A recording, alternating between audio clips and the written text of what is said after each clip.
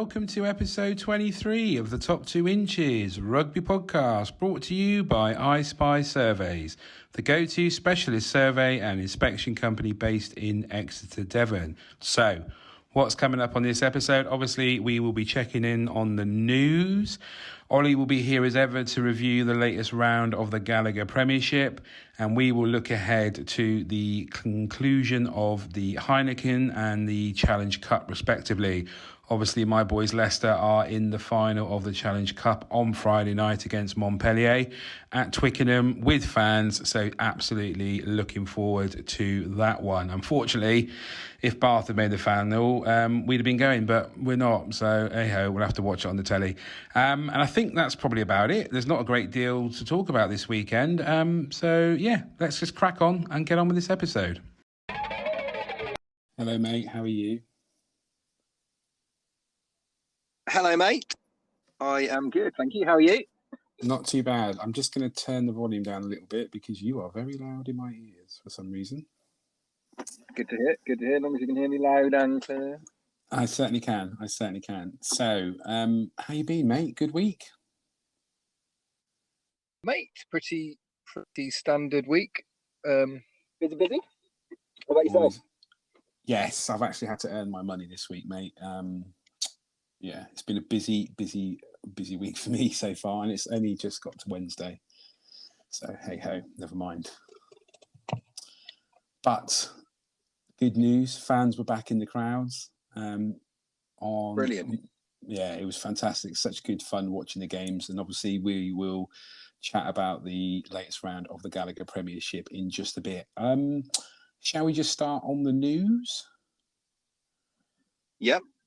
Yeah, so poor old, maybe poor old.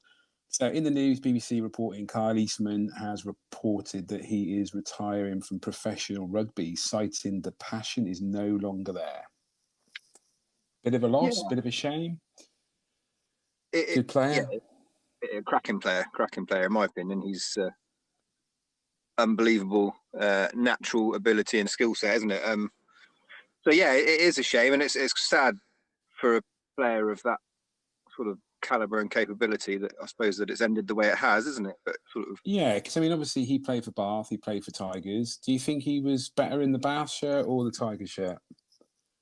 Personally, I think the best union he played was when he was at Bath, and it was George Ford at 10, Eastman and Joseph in the centres, and those three together worked very, very well for a season or so, wasn't it? So that's my personal opinion. I don't think he played so well for Tigers. I would agree with that one, mate. I think he definitely was. He shone brightest when he was at Bath, and like you said, having Ford and Joseph outside him, showing the ropes of rugby union, he certainly was on fire there. So I mean, yeah, it is a shame. I wonder. I don't think it kind of says what he's going to do with his life now, because he's actually only 31. Yeah, he's quite young, isn't he? I think. I think he said he wants to stay in the game, but I don't know what he means by that. But yeah, what capacity?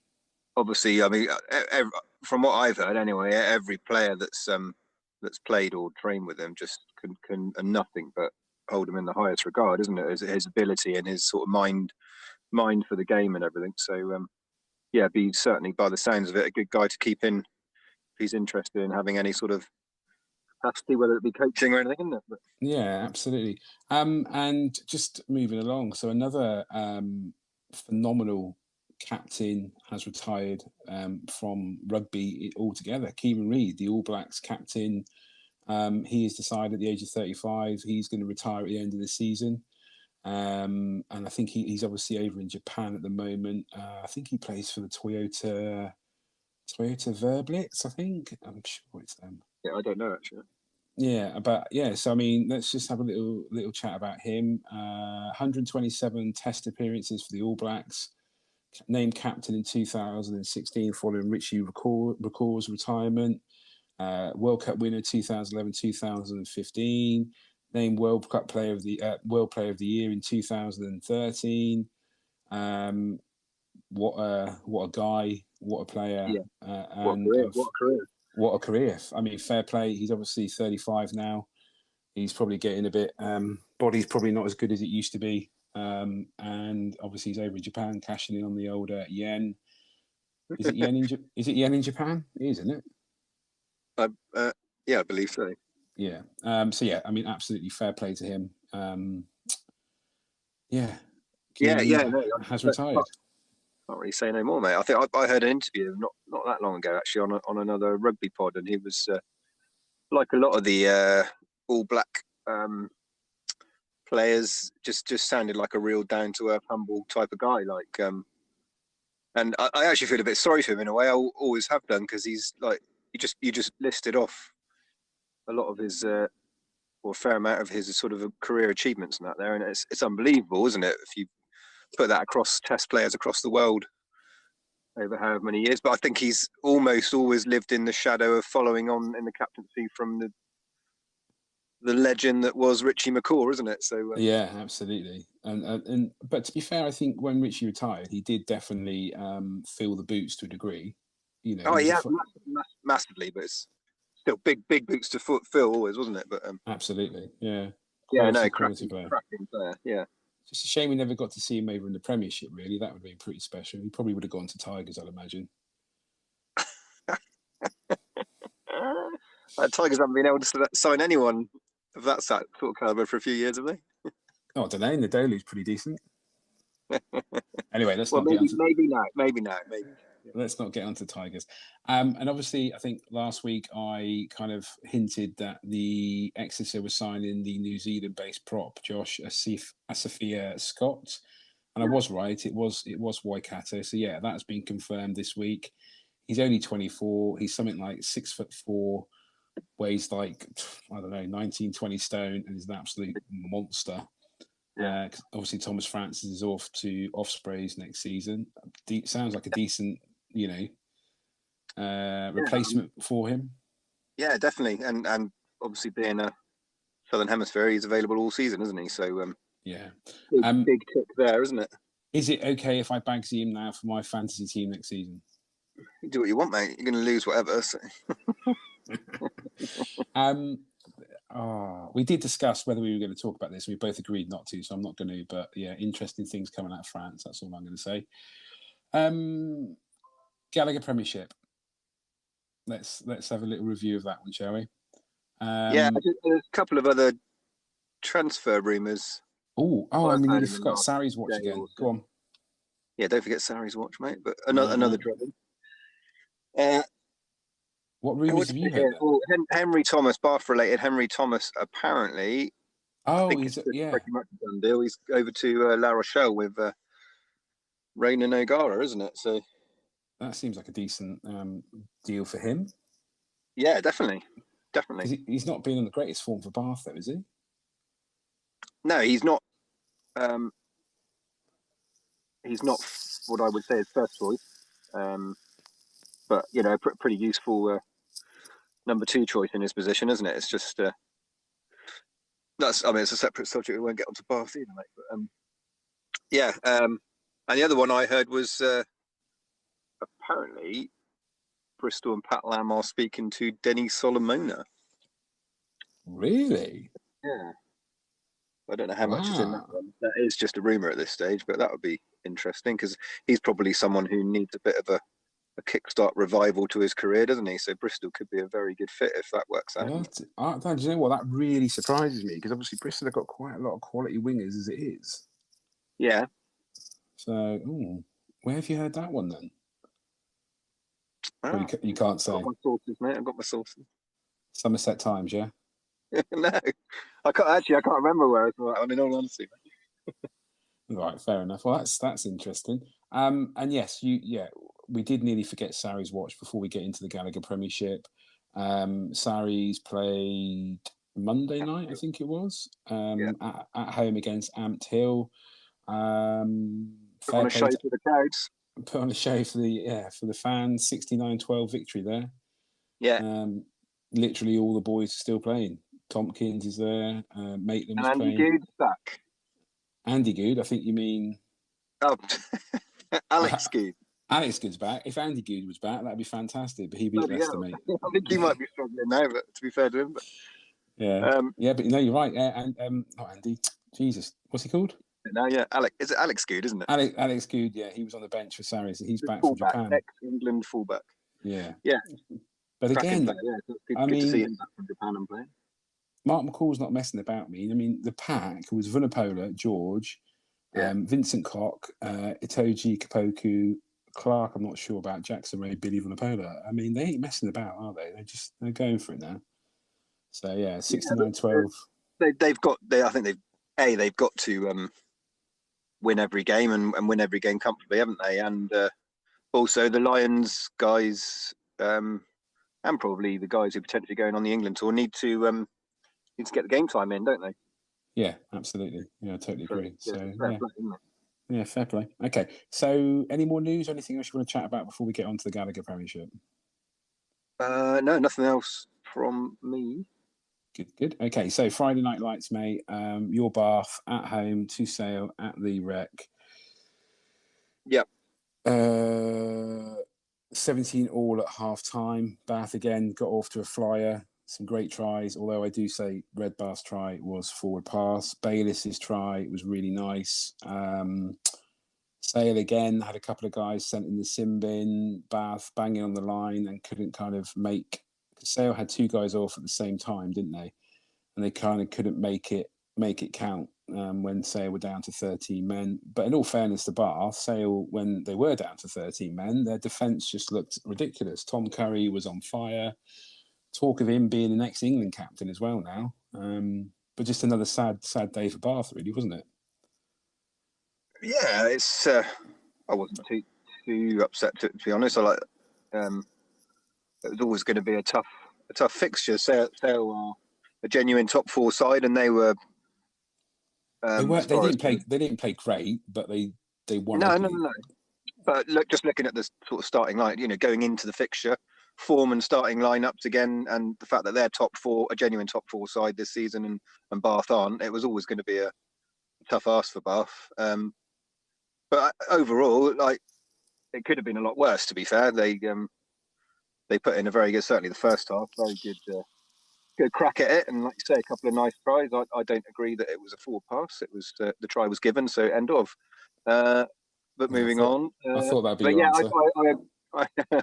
I agree. I think when, like you say, 2 yellow cards and not able to make the most of that and rack up a few more points was probably essentially the turning point in the game, because obviously Sale come back out of that back to 15 and going to be massively on the confidence levels for both sides is a huge swing, isn't it? So probably ended the game. And say no more, really, mate. It is what it is, isn't it? Yeah. I'm obviously disappointed to lose, but it's not a huge disappointment because Bath are now out of the 8 spots for Heineken Cup next year, aren't they? Wasps have overtaken them. In all honesty, I know we talked about this. I said to you in the week, mate. Yeah, it's other than sort of bragging rights to end as high as you can in the league, ending top 8 for the likes of Bath is kind of irrelevant, because they're never going to actually challenge for the Heineken Cup next season, because they're just the progression of the side and the club and where they are. They're just not there yet. If they keep moving forward in positive steps and improving, then arguably in 2, 3, 4 seasons, maybe then you could consider them as contenders. But you just look at the Heineken Cup itself and the guys who win it. They're stable, solid teams who have been building for years and years to get to where they are, isn't it? Saracens did it, Chiefs have done it, and Toulouse and La Rochelle are on it now, aren't they? On the build and hopefully going for it. But and to me anyway, ending top 8 is kind of irrelevant now. I think it's just a case of building for next season and just trying to get good performances in and bringing in, giving some of the guys who are going to be there next season a bit of game time as well to get experience and minutes on the park, isn't it? But I can totally agree with that, mate. That seems a fair analysis of where Bath are at, really. So, the Bath season overall, one of the main concerns anyway is just not being clinical enough, I think, especially when you get into the sort of final third, into the 22. Red cards as well, maybe. Yeah, but in all honesty, all clubs have been affected by that this season. True. Yeah, true. No, that's a game-wide spread issue, isn't it? With the high tackles in particular, head collisions and whatever, isn't it? So no. And if I mean, Sale are probably one of the worst on that, aren't they? With their records, 21 yellow cards, I think. Yeah, but they seem to perform even better with 13 or 14 people than they do with 15, don't they? So they've obviously they've worked on it. I imagine knowing Sanderson, they probably trained for that quite well. But... Yeah. Okay. All right. Fair enough. Let's progress. Saturday, Wasps, Worcester. Decent game. Worcester played quite well again, but kind of just lacked again that killer instinct. There was a red card in this game for the Ben Morris. Yeah, Ben Morris, the Wasps flanker on the 59th minute, which probably put a bit of a change on the scoreline. Because I think Wasps were kind of getting a foothold in the game. It ended up 23-19 to Wasps, but a win is a win. Whether it's by 1 point, 4 points, or 50 points. It's just a shame again for Worcester. I think they've only won one game since October, maybe. I think it's first game of the season, wasn't it, against Irish? Oh, was it? I'm pretty sure. I think they picked up one or two COVID cancellations, but like out and out genuine win. I'm pretty certain it was first game in the season against London Irish, but you could be wrong. I might be wrong on that, but I could be wrong. I'm pretty sure. I think you are. But anyway, it's pretty sad. Yeah. That state of affairs for them. But the good thing for them is actually this game, I thought anyway, and I think last week as well, their performances have improved. Better. Yeah, definitely. Yeah. I'd agree with that. And like you say, at the end of the day, this season is pretty much null and void now, isn't it? So it is all going to be about performances, giving the young guys a chance, getting them some game time, and playing for a bit of pride, if nothing else, isn't it? Yeah, building for next season. And then so that brings us on to the most important game of the week: Tigers against Quins. I called it. Tigers won 35-29. I got Tigers as well, to be fair. You did. Thank you, mate. You did. It's quite interesting because obviously Ellis Genge got his yellow card. And immediately when he got that yellow card, I had a text from Brutal Bob saying that yellow card is ridiculous. A bit aggressive. But again, at that point, Tigers had Dan Cole was already in the bin. Genji was already in the bin, so they had to bring on some props. Nadolo went off while that was kind of taking place. And Leicester was so dominant, really dominant. And I know you're probably going to turn and say, well, hang on a second, Harlequins did score 5 tries, but I just thought Leicester looked a lot better on a day. And I think it was what I kind of highlighted in the preview from last week, the fact that Harlequins have come up against a team that is actually defensively really well organised. They run their plays, they know their patterns, and they kind of kept Smith quite quiet. They kept Danny Kerr quite quiet, and I just thought it was a really solid performance by Leicester. I guess Borthwick probably won't be overly chuffed with the fact they conceded 29 points, and obviously Harlequins made a bit of a comeback, but obviously Leicester held on and took the victory. I think Harlequins kind of got the comeback when most of the top dogs were kind of off the field as well, being substituted off. Yeah, I think that's pretty good summary, mate. Personally, I think you won the game in the first half, didn't you? Yeah. Like literally on the points on the board points wise, wasn't it? You scored pretty much all of your points in the first. I think you might have got, was it one penalty goal in the second half? Quinn's got about 3 tries in the second half, didn't they? But I mean, half time was 29-12. So So you're right, absolutely. Like you say, Quinn's, but I think they were always going to come back, mate. You can't, Quinn's like you said, the similar to the Bath Sale game, that probably what won the game was that period of being down to 13 men, wasn't it? Because they only conceded 3 points. Exactly, you dogged it out and pretty much conceded nothing, which is just a huge confidence boost for Leicester and demoralising for Quins, isn't it? But I think if Quins had managed to get obviously at the scoreline they would have if they had managed to get a try, which they probably should have, down to 13 men, then that would have been the game, isn't it? Especially because how the scoreline ended, didn't it? But I totally agree. It would have been a different story. But again, I think that's the credit to Leicester and their defence and their the defensive lines and patterns that they run.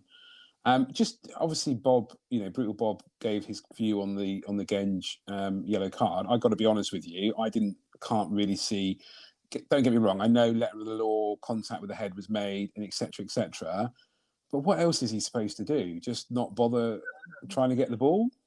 Yeah, it's we can have our views on it every step with similar instances already this season, isn't it? But something needs to be changed, doesn't it? Because it's messing with games too much, isn't it? And it's just stupid, isn't it? There's just genuine error, rugby incident error, which is and yeah, I agree, mate. I wouldn't have given a card for it, but like you say, letter of the law, you can't argue it, can you? It is how it is at the moment. No, exactly. So it's really, it's really difficult. It's just, I just think like you say, something does need to kind of change, because how many other times in that game has someone cleared the ruck and probably smashed someone's head, not intentionally, and not being kind of penalised for it, if that makes sense. It quite often doesn't, because it's I think a lot of the time around the rucks, it's often going from from a standing position and that sort of thing. So the actual impact is obviously a lot less risky, isn't it? So I think almost referees can sometimes turn a blind eye to that, isn't it? But I think it's when people come in with a bit of a run up into rucks, it's when it's obviously stands out a bit more, doesn't it? But yeah, absolutely. But I mean, I think also when Genge came back on, you could clearly see that he was. And I just thought, oh my god! I think I texted Brutal Bob and said, Genge needs to calm down because he's gonna get ready in a minute. And obviously he scored that fantastic try. He had 2 tries in the game. I think he really put his hand up again to be. He's a good player, but I do think I did worry at that point when he came back on that he might lose his head a little bit. But especially when you got someone like the likes of Joe Marler on the opposition side, who will definitely be giving him a good bit of lip, wouldn't they? A bit of banter for absolutely, exactly. But yeah, I mean, I'm just so happy with that performance, especially the fact that it's leading into this weekend's Challenge Cup. So, but we'll get onto that in a minute. And then obviously that's the biggest thing, isn't it, mate? I think just a cracking, a really good, strong performance, and obviously getting the win, because I think it was 3 defeats in a row before that, wasn't it, in the Premiership for Tigers? So yeah, we don't look back, mate. We only look forward.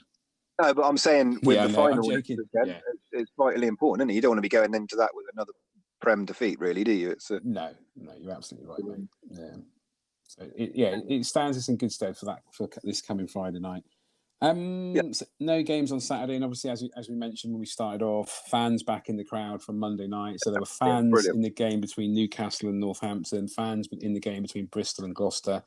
But let's just start at Kingston Park. Northampton up there. We both chose Newcastle, and we were right to choose Newcastle. Bit of a dour first half, to be fair. Not a great deal going on.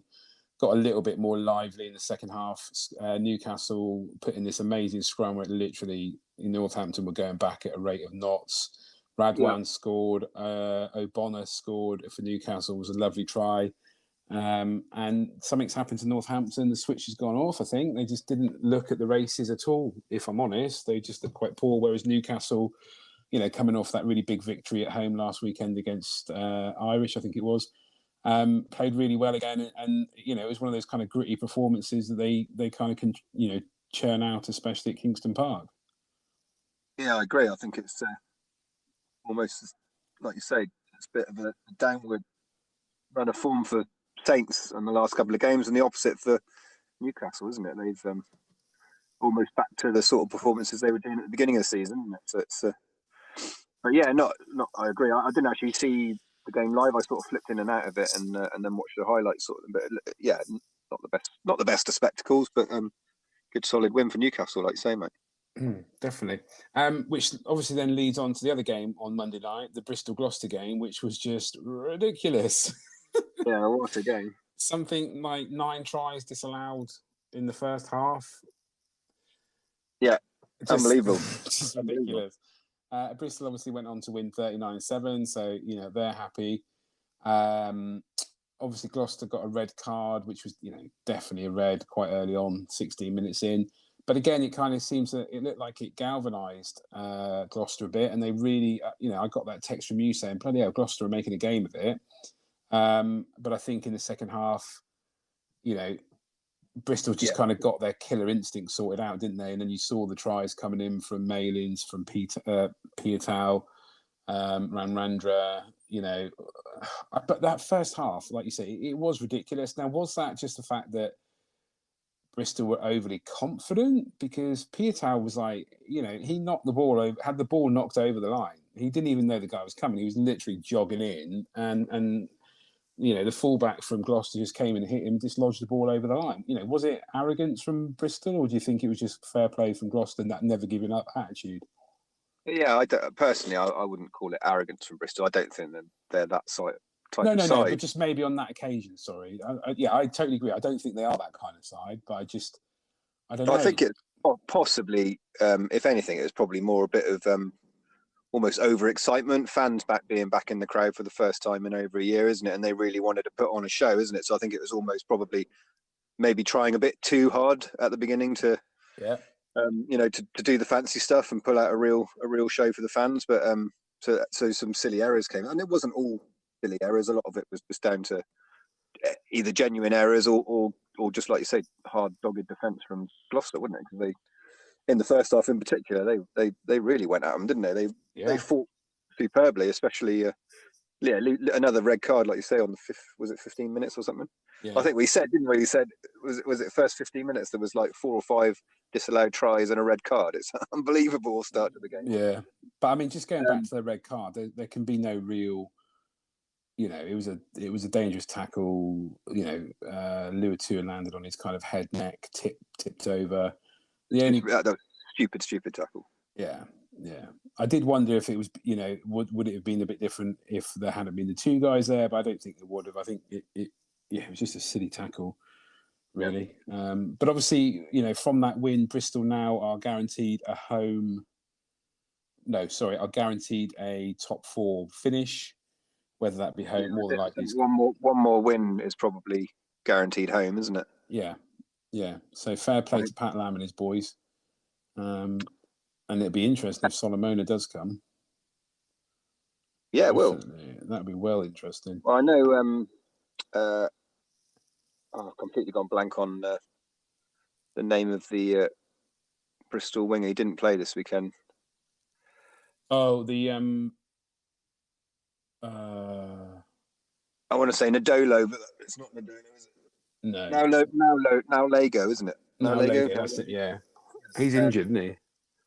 Yeah, I think I can't remember his exact age, but he's in his 30s. I think he's not a spring chicken, so he might not be sort of that many more seasons left in him. Okay. And you just never know, do you? If they're looking at potentially bringing in someone Solomona, then there are plenty of really top class wingers there, isn't it? So be interesting. I think Solomona would actually be quite a good fit for them, really. I do wonder if Pat Lam could get the best out of him. Well, I think if anyone's going to with any player, it's someone like Pat Lam and Baxter generally bring out the best in players, don't they? But it's probably more whether or not Pat Lam thinks Solomona's sort of character can fit within what he's doing there, isn't it? But he won't take him if he doesn't think he will he? So no, absolutely. Should we move on to Exeter London Irish? Yeah. So last night again, crowds, fans in at Irish. Can't think what the ground's called. Brentford. Yeah, pardon me. Brentford. Yeah. Tigers, bloody hell.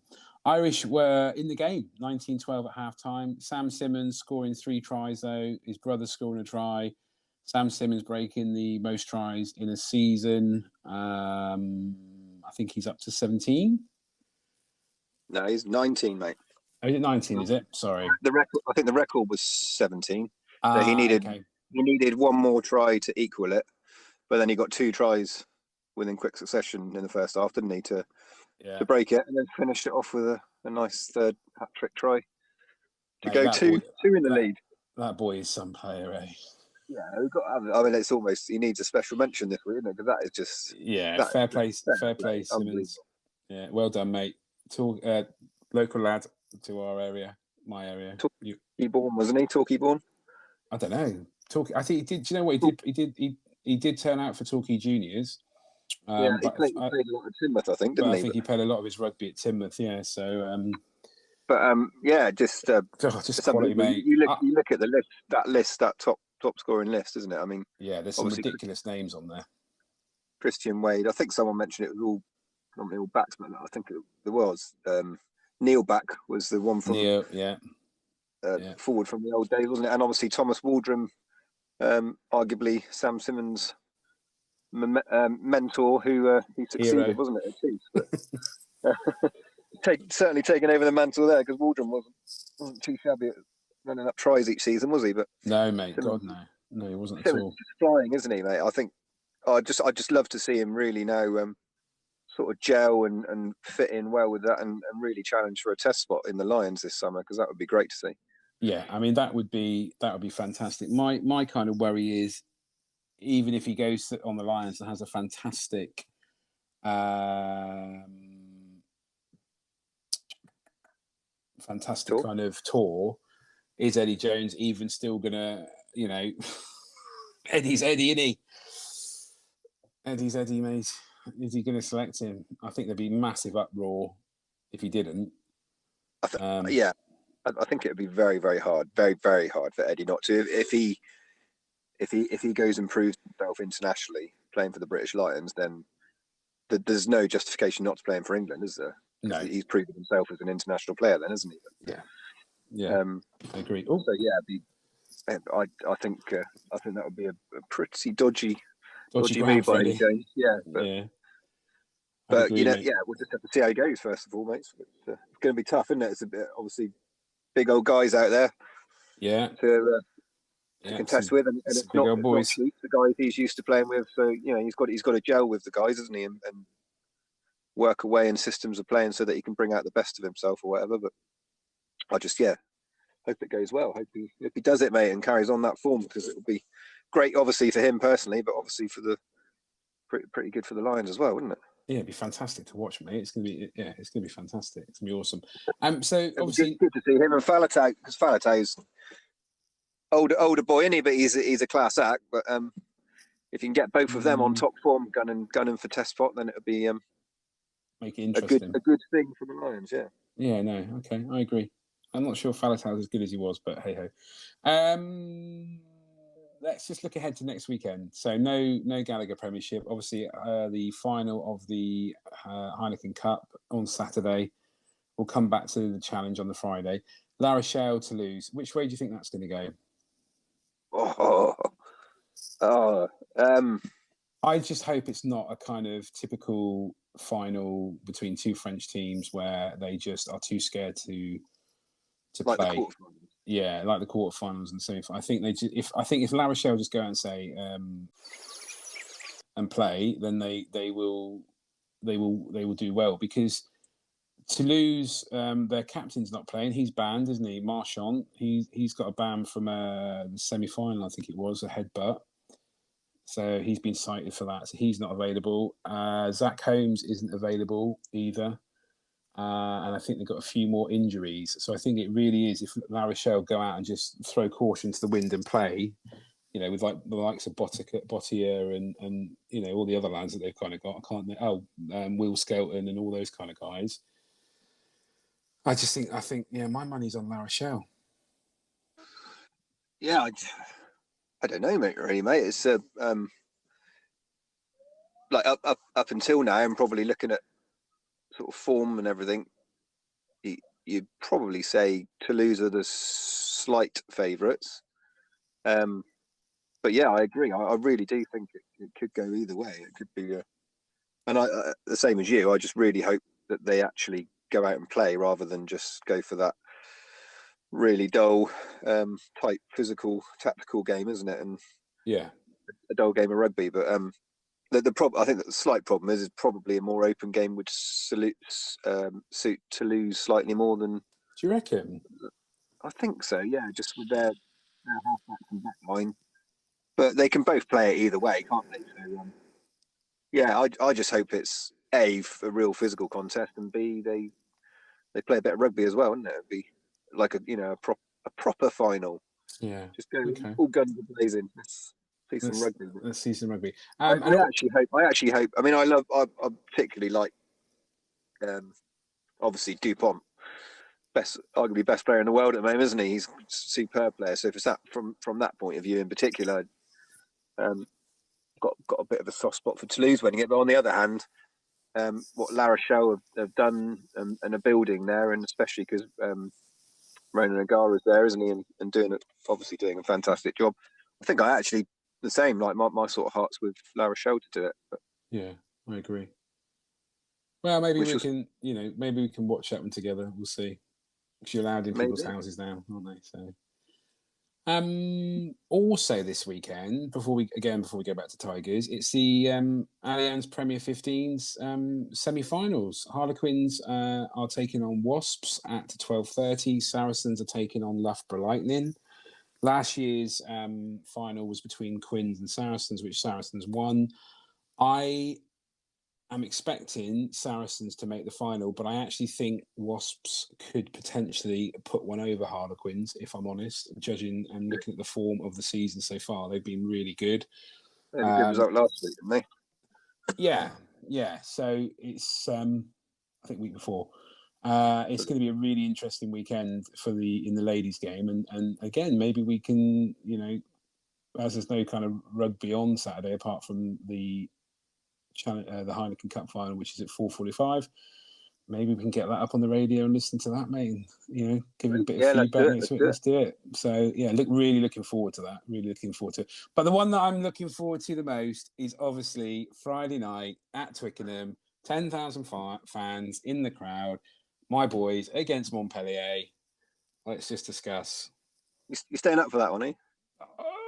It's 8:00 kickoff. I could be in bed by then, to be fair. No, mate, I will be there. I will be sending the kids out, the partner to bed. I will be, without doubt, shouting at the TV, watching that bad boy. Is it 8:00 kickoff? Is it 8:00 kickoff, mate? Yeah, really looking forward to it. Okay. I think you were right in what you were saying earlier. I think the fact that Leicester put in a really solid performance against Quins, coming away from those recent defeats that they had, puts them in really good stead for Montpellier. But let's not underestimate Montpellier. The fact they have got Cobus Reinach, Henri Pollard, they're not on, and the list goes on. They're a bloody good team. And again, I just hope it's that kind of free flowing, proper final rugby rather, or if it's just a fight. An arm wrestle between massive men. Mate. If you get the win, get the win. Yeah, win by any cost, isn't it? So there's us going completely against what we're saying for the French Heineken Cup final. just beat the crap out of them. Let's take the victory. Tigers to do it, mate.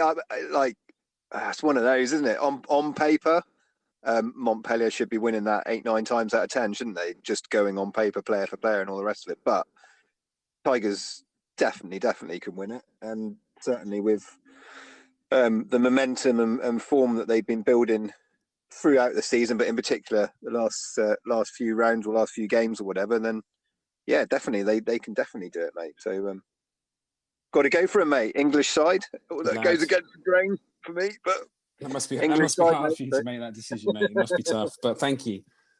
I take it you're going to be watching. Yeah, of course, yeah. Mate. Maybe we watch it on like our tablet, so we can do that watch your friend thing with the BT Sport, with the friend that BT Sport do. You know the one? No, I don't, mate. Yeah, well, there's some device where you can watch games with your friends if you put it on the tablet. I don't think you can do it on the TV, but maybe we can do that Friday. Zoom style or something. Yeah, kind of like a Zoom call. It looks quite cool. I've not done it yet because you've been doing parenting things, whereas I just bedtimes and. Yeah, I get rid of mine. I don't have kids when rugby's on. So cool. Lots of rugby to look forward to this weekend. And I think that probably wraps up our little chat today, really. Yeah, I think it is, mate. I think we've covered everything that needs covering, isn't it? So lovely. Thank you very much. All right, mate. No worries. Well, I will see you. I'll look forward to seeing you soon, Saturday. Yeah, see you Saturday, mate. See you Saturday, bro. So that was episode 33 of the Top 2 Inches. Thank you once again for choosing to listen to us rabbit on about rugby. It's really appreciated. Obviously, thank you to I Spy Surveys for continuing to sponsor the podcast. That is also appreciated. We will be back next week where we will be discussing the final of the Challenge Cup. We'll also have a little look at the final of the Heineken Cup as well. Sarri's Watch, obviously, we'll check in on that. News as ever. And then look ahead to the latest round of the Gallagher Premiership. Obviously, we are available on all platforms such as Anchor, Spotify, YouTube, Apple Podcasts. We are on Twitter at Top2InchesRP and also on Instagram. So go over there, give us a follow, subscribe, watch our contents, let us know what you think, if we're good, if we're bad, if we're indifferent, if we bore the pants off you, a bit like Ollie does to me, just let us know. And we'll be back again with another episode very soon. Thank you very much once again for listening.